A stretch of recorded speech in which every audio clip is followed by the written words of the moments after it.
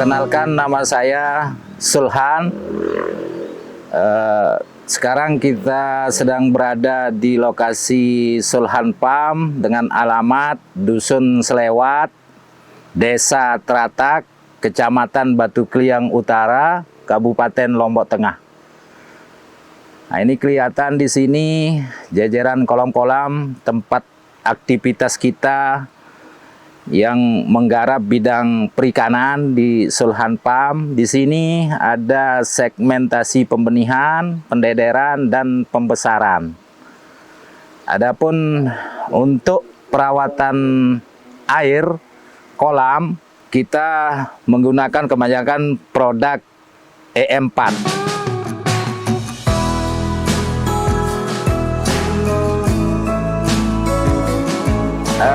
Mulai dari pembenihan, kita di sini ada mengadakan pembenihan sendiri dengan produksi rata-rata larva untuk ikan nila sekitar 2 juta per bulan. Kebetulan sekali di sini kita pemijahan sendiri, dan itu nanti kita budidaya sendiri dengan mitra juga yang tersebar di wilayah Lombok Tengah. Adapun segmen yang kedua di pendederan juga, kita adakan pendederan juga untuk memproduksi benih gelondongan sampai size 50 gram per ekor, itu selama 2 bulan. Kita kerjakan selama 2 bulan. Setelahnya itu pindah ke segmentasi pembesaran sampai size 3, 4, 5, 6 isi sekilo, baru kita pasarkan ke konsumen. Untuk segmentasi pembenihan, kebetulan sistem yang kita pakai di sini sistem panen telur, dan ada beberapa pekerjaan yang kita lakukan. Yang pertama, ada tempat kita pisahkan induk betina dan induk jantannya, kita tempatkan di tempat terpisah. Setelah itu kita pilih yang matang gonat, induk jantan betinanya, baru kita pijahkan di satu petakan.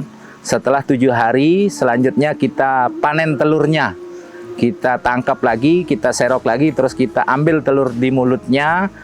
Baru telur tersebut kita masukkan di bak penetasan larva.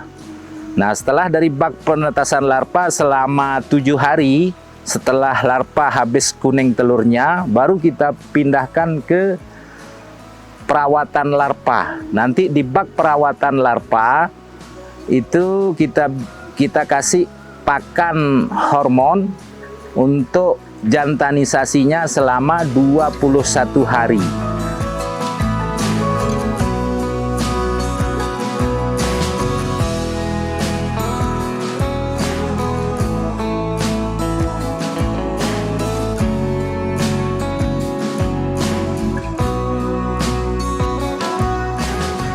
Di sini luasan areal yang kita pakai mulai dari segmen pembenihan, pendederan, pembesaran sekitar rata-rata sekitar 5 hektar.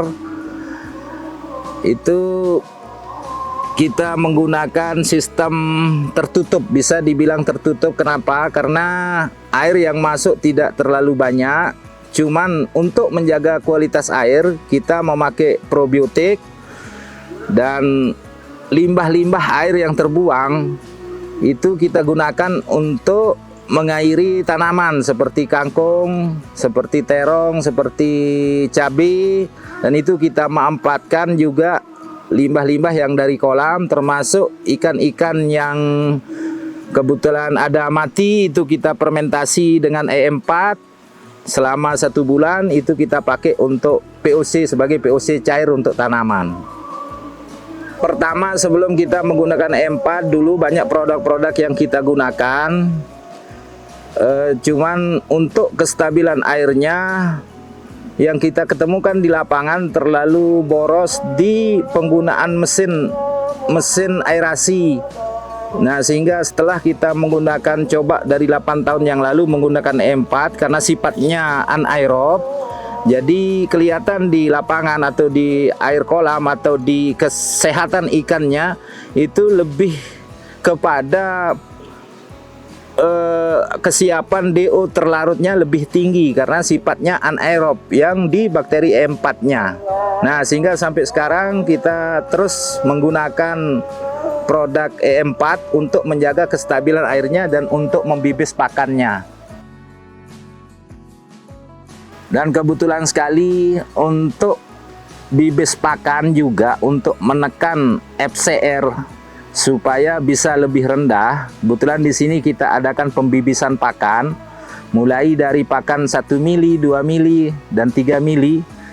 Itu juga kita bibis dengan E4 sehingga tercapai FCR 1,1, 1,2 di budidaya super intensif yang kita kerjakan di sini.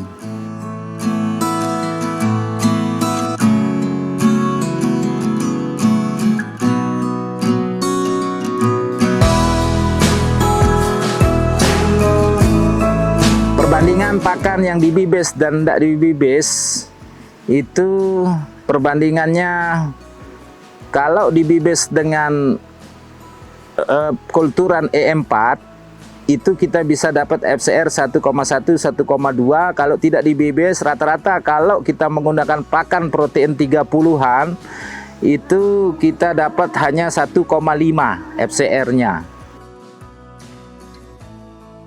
Dalam budidaya super intensif banyak input pakan yang kita masukkan.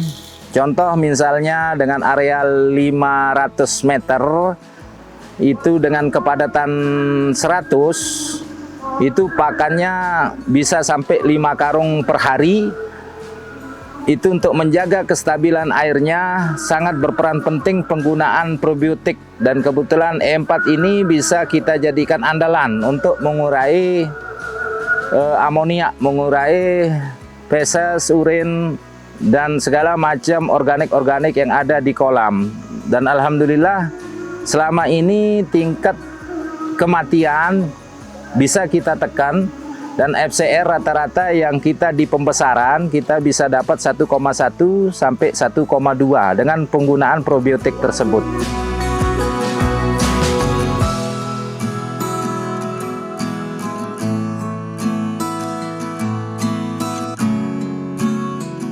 Kita analisa dari setiap penggunaan E4 mulai dari segmentasi pembenihan, pendedaran, dan pembesaran kelihatan sekali perubahannya, sehingga terus dari 8 tahun yang lalu terus kita gunakan karena di perairan dengan peningkatan kepadatan otomatis biota yang kita budidaya seperti nila ini akan membutuhkan oksigen terlarut yang lebih tinggi.